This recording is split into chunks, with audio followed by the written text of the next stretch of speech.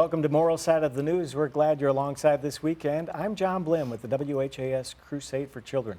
As always, I'm joined by a distinguished panel. Reverend Clay Calloway, West Louisville Ministers Coalition. Reverend Sally McClain, Christian Church, Disciples of Christ. Father Bill Hammer, St. Margaret Mary and St. William Catholic Churches. And Rabbi Emerita Gaylia, our Rooks from the Temple. Our first topic, we expect transparency from our politicians, but don't always get it. This week, the Pentagon is under fire for being secretive about hospitalization of the Secretary of Defense and what most consider a botched notification process that followed. Defense Secretary Lloyd Austin had complications from surgery for prostate cancer, and even the White House was kept in the dark for days. Panel, our well wishes are with Secretary Austin, but the lack of transparency here raises questions. I don't know. I don't know if it's a transparency issue as much as a procedural glitch. There are certain things that HIPAA laws that most of us are protected by. You can't just disclose someone's health condition. I don't know how it appears at that level, but even if he did have this condition, he was not obligated to report it publicly. So the problem here, to me, seems to be that there was a problem with the logistics of reporting his absence from his job, and how that should have proceeded. So that is the issue for me.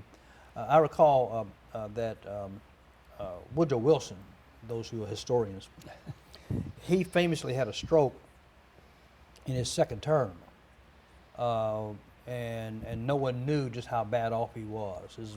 His wife functionally was the president in the shadows, guiding his actions, his decisions, etc. But he was basically missing in action for the most of his second term in office. So of course things have changed a lot since then, but no one really knew what was going on when they propped him up in a window in a chair, and he looked, vibrant enough, and then they carted him on back to wherever he had to go. But in this particular instance, I think it's an issue of the process that should have been in place, that should have automatically been activated once he was not able to serve, and the chain of command, being a military, should have been an automatic chain of command in place. So I think it's less a reflection on him. I think it's more reflection on the glitch and the logistics of the policies in place that should have been activated. I agree that its policies and the system should have been in place, but he probably knew it wasn't in place, and so I don't think he can get away without some responsibility here.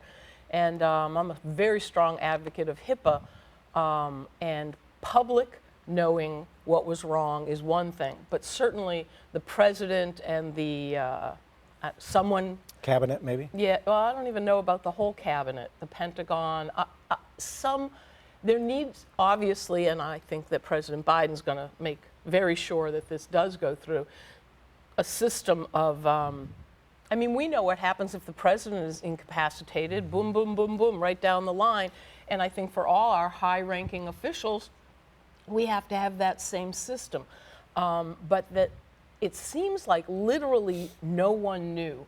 Now, of course, they didn't expect there to be complications. Right. Prostatectomy very rarely has complications such as he experienced, but you never know. He could have had a bad reaction to the anesthesia, could have had a stroke like President Wilson. I'm glad that he's doing all right, but I'm not 100% sure that he doesn't bear some of the responsibility to see that this went better. Protecting his privacy, all he needed to say was, I'm undergoing a surgical procedure. Just something to let people know, not the general public necessarily, but some people. Well, I think also to be, from my point of view, a little more focused on if you're going to choose to follow the HIPAA route, which again is very important. But that is usually a responsibility on any institution. Fact is, we're talking about his medical condition, right, and we're not breaking HIPAA. No. That's not breaking it. And I do in my congregation.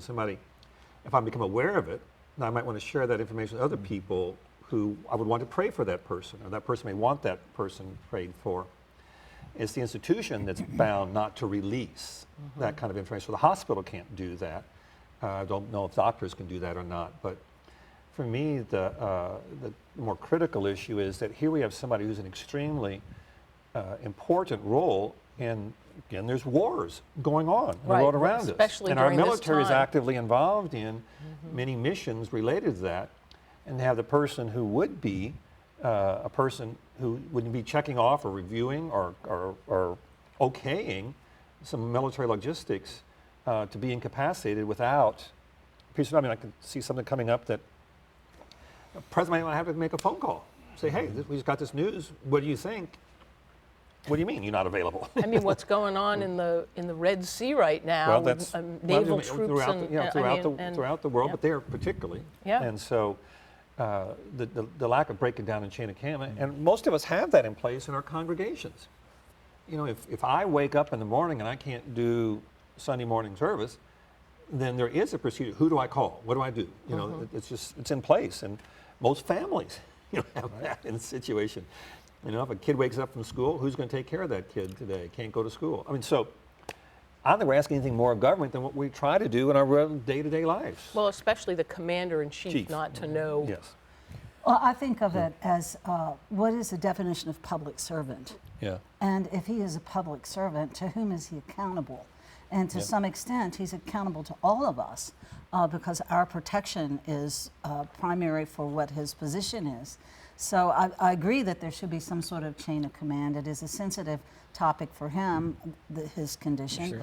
And we cannot assume that anytime we go in for any procedure, everything is going to go as follows, because oftentimes it doesn't. So again, what's the definition of a public servant? Well, you mentioned that he's accountable to all of us as a public. Yes, that philosophically, that's true. But he's not accountable to all of us or any of us. He's accountable to his direct report, which I think in this case is the president. Sure. So we elected him, and the president selected him. So he's accountable really to one person. That's the president. And you could argue with the functionality of our commander-in-chief, and on occasion, the lack thereof. There could be some occasions there where we got some capacity issues that are cause for great concern. So, but he's accountable really to one person. That is his commander-in-chief. So, right, and I'm thinking of the former president and when he had COVID, and it wasn't disclosed how really sick he was, and he rode around and contaminated other people. Right. Well, that's what he does. I mean, so that's but that's a good nothing example. new. Good example. Nothing new. Okay. All right, let's move on to our second topic. We have a lot to cover on this edition of Moral Side of the News. Thank you for watching and listening today. All Boeing 737 MAX 9 aircraft are grounded after a door plug blew out of an Alaska Airlines plane 16,000 feet in the air. Thankfully, the plane landed safely and no one was hurt. In the wake of this, numerous Alaska and United Airlines flights have been canceled, and loose bolts have been found on other MAX 9 planes now being carefully inspected. So, panel, weighing in, we just got done with the holidays. How do you feel about safety and air travel? I'm flying United to New York soon to see my grandkids, but I assume United will be the safest airline to travel on right now. But I mean, it's very distressing. It's if they had been higher up, but when this happened, I mean, I don't even want to talk about it. And apparently the cockpit also was compromised. The headset went flying off, and and I understand that these things happen in the airlines, and the FAA try to keep us safe. But apparently there were problems with this particular Boeing jet, and they literally weren't using it to fly to Alaska because they weren't sure it was safe over water. Correct. They said just fly over land. Right. And if that doesn't set off neon flashing signs, I don't know what does. Yeah, I think we're still waiting to hear some more information about the internal investigations.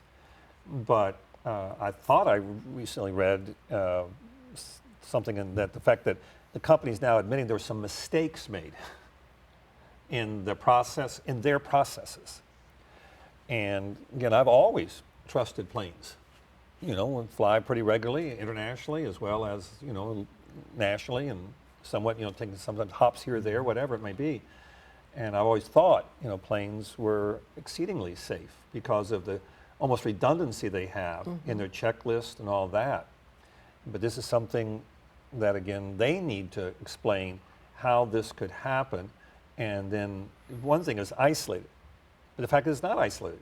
And the review found other jets with the same problem. So this is not like a one and only type of situation. So how did this happen that multiple jets are out there with that? You were talking about the checklist. Apparently, that's one of the things that flew out the cockpit Yes. door was the checklist of what to do in an emergency. So, I just great. think they're very fortunate. Yes. Oh, Absolutely absolutely. fortunate That's that Absolutely. multiple hundreds of people weren't killed. And no one was seated in that row, which is also remarkable. And, Yes. and I And think they is should be that counting their accidental? blessings this year, as the old song goes. Yeah, I think that's the You remember correct that perspective. song? I had to capture, but name them one by one. Yeah, and they you know, can start with the beginning and then keep on going. Absolutely. It's like, big doors, they say, swing on small hinges. And Yeah. in this case, we flying on planes, of course, it grabs headlines in a ways that riding on cars and buses don't. You're more likely to have an automobile accident, many times more than flying in a plane. There's always going to be some mechanical something. If humans are involved, then there's always the possibility for some glitch to be in play. I think this case, it just shows how important a thorough review and checklist of mechanical equipment is when it comes to entrusting people's lives. We're all exposed to risk in many occasions. How many times have we ever sat in a chair and sat in it and the chair somehow gave way? If it's no more than a lawn chair or something over in our lifetime. Has that ever happened to anybody on this panel? You sat in a chair and the chair Yeah, just kind sure. of gave A nice way? aluminum lawn chair, maybe? Lawn chair, anyhow, chair, something like that. So it just happened to us in some more smaller scale. So and then we sit down in these chairs. We have faith in the WHS staff, maintenance staff, that these screws are tight. I don't turn them upside down. We hope so. Even though Ronald Reagan famously said trust but verify, but I don't have to verify these screws when I sit into a WHS moral side chair. Right. So, but we all have we have faith in that things are reliable when we sit down on them and operate them in a day-to-day manner. And we never are asked to go to that extent in an airplane as well, but there should be some checklist. What happens with the Cessna? That needs to be an airplane too. That was one of the funniest comedies of all time was Airplane, wasn't it? Yes. So this might be a good one for a new movie Sequel? on Airplane, or sequel on Airplane, that something as small and as seemingly insignificant as this has had a great impact. There was a poem years ago called For Want of a Nail, Want of a Nail. Right. For want of a nail, a shoe was lost, for want of a shoe, lost a shoe, a horse was lost, loss of a horse, and the message was lost, a rider was lost, and on to the kingdom was lost, all because of want of a horseshoe nail. So it's almost always something small that has a big impact on something. And that's why it's important to have checks and balances where we can to assure that those glitches don't occur when life is not lost because of something very small.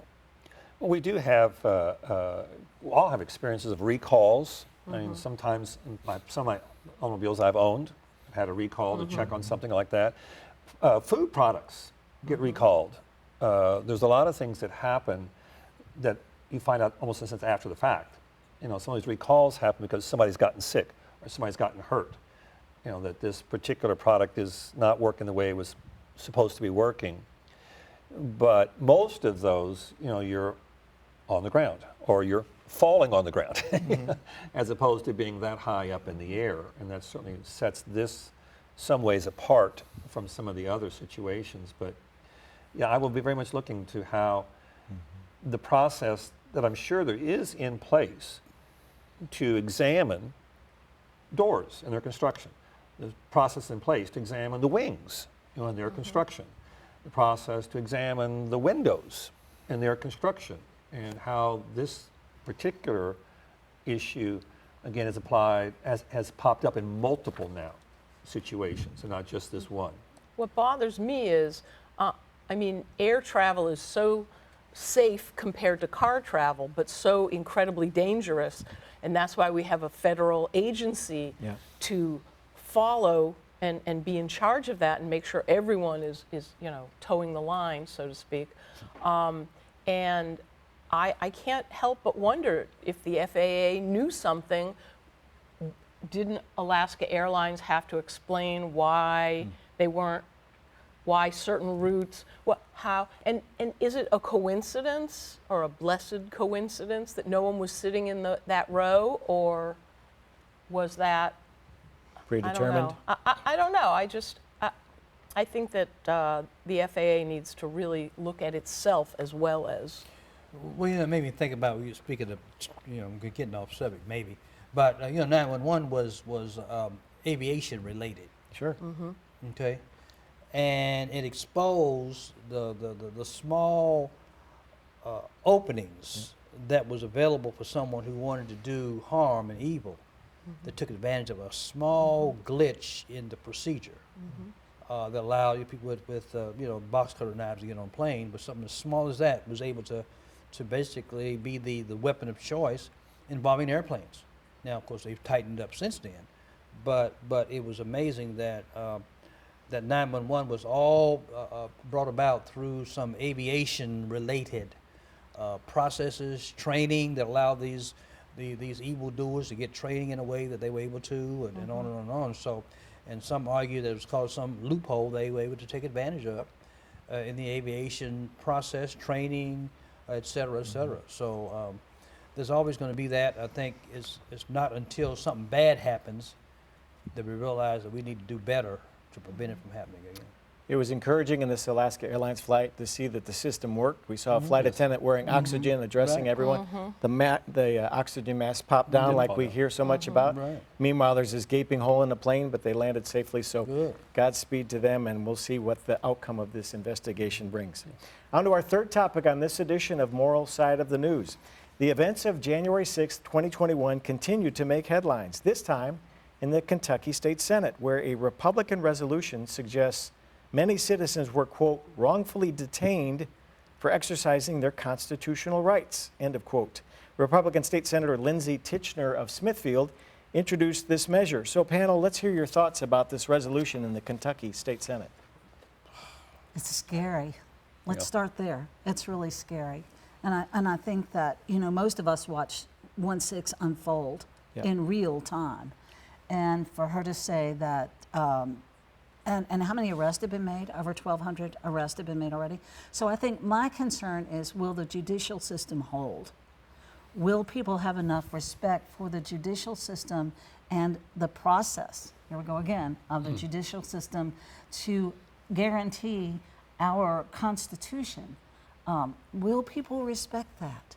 And I know there's already a negative thing about lawyers, so I'm hoping that that's taken care of. But that's my concern right But now. the judicial system could take it all the way up to the highest court in the land, the Supreme Court, a full third of which was appointed by the past president who helped organize, who fomented this riot, this incursion, this attack.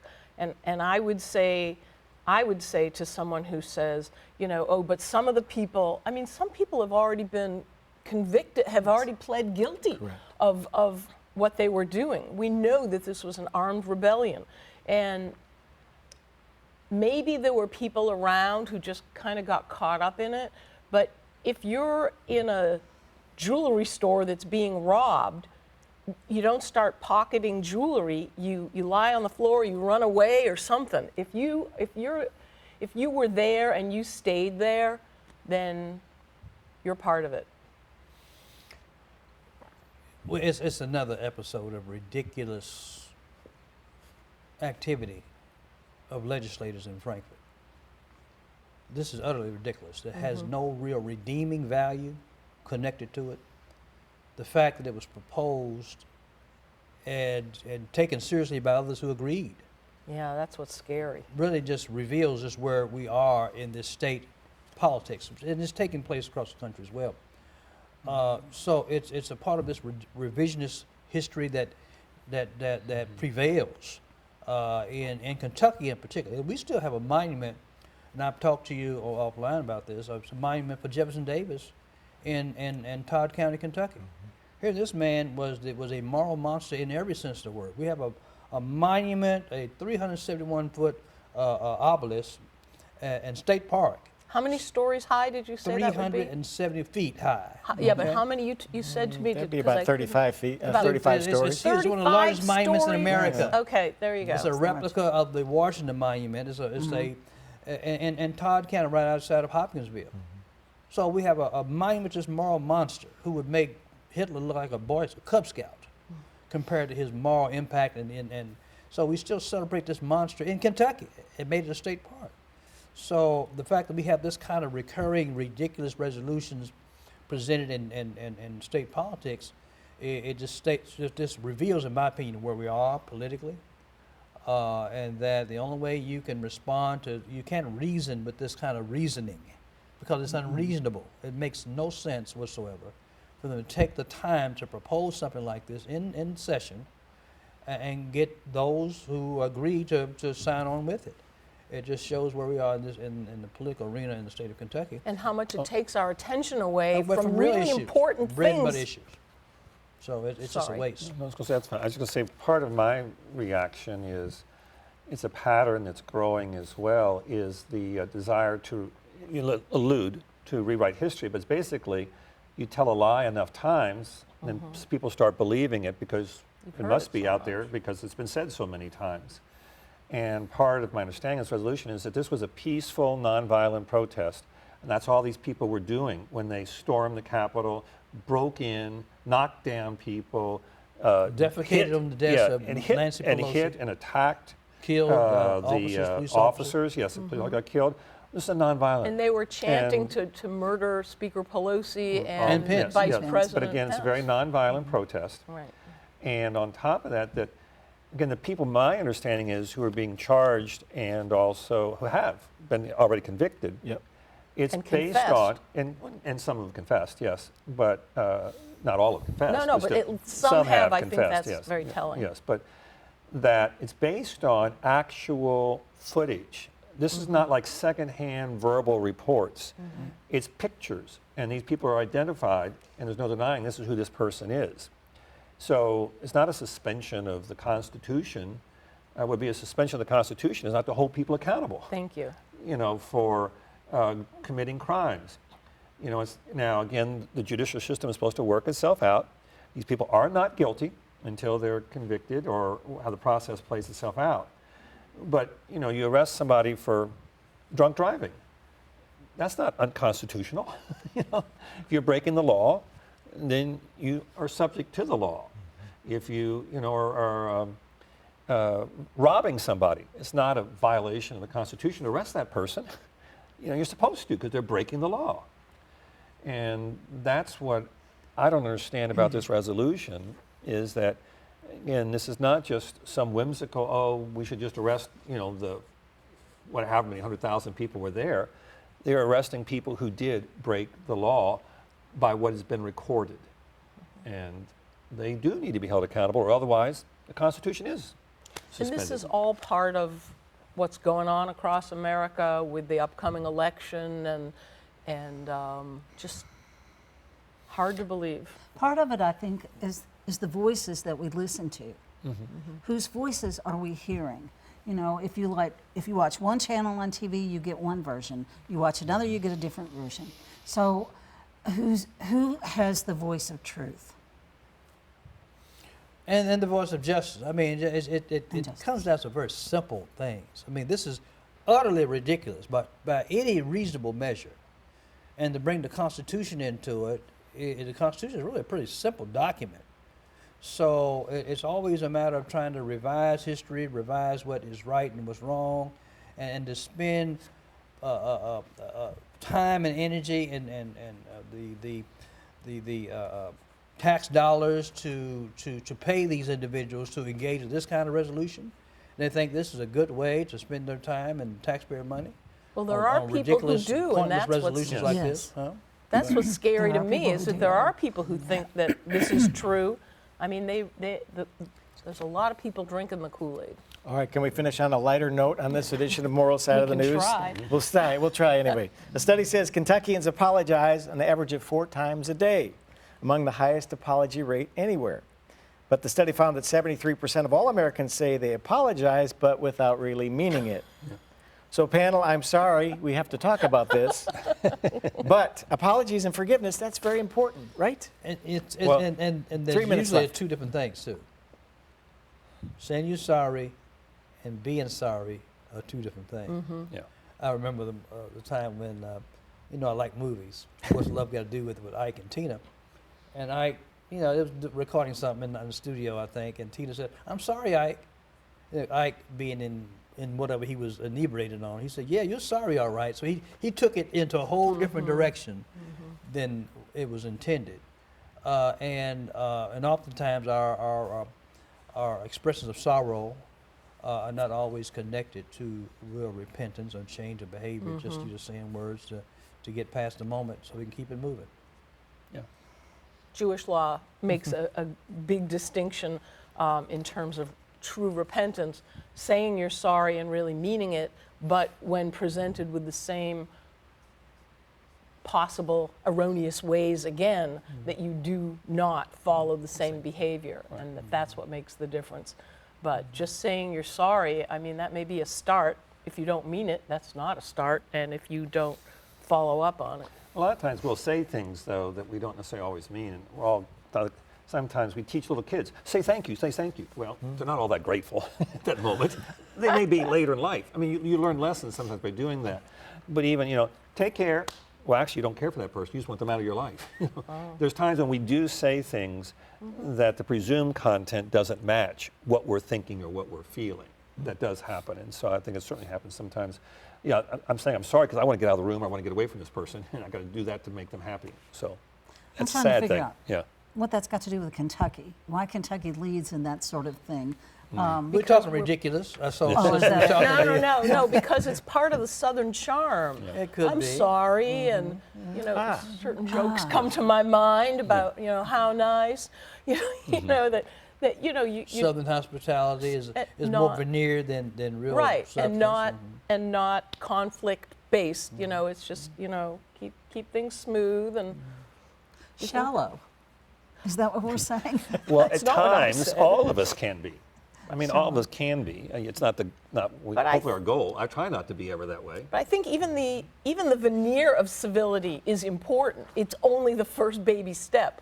But teaching children It's a good place to to start. say thank you and to Yes, say and I'm sorry. Yes, right. You should A say. good way to start and a good way to end this program, Moral Side of the News. Thank you for watching and listening. We thank today Reverend Clay Calloway, Reverend Sally McClain, Father Bill Hammer, and Rabbi Emerita Gaylia Rooks. You can watch this program again on YouTube anytime. Just go there and search for Moral Side of the News. We'll be back again next week with an all-new episode. Until then, have a great week, and thanks for watching and listening. So long for now.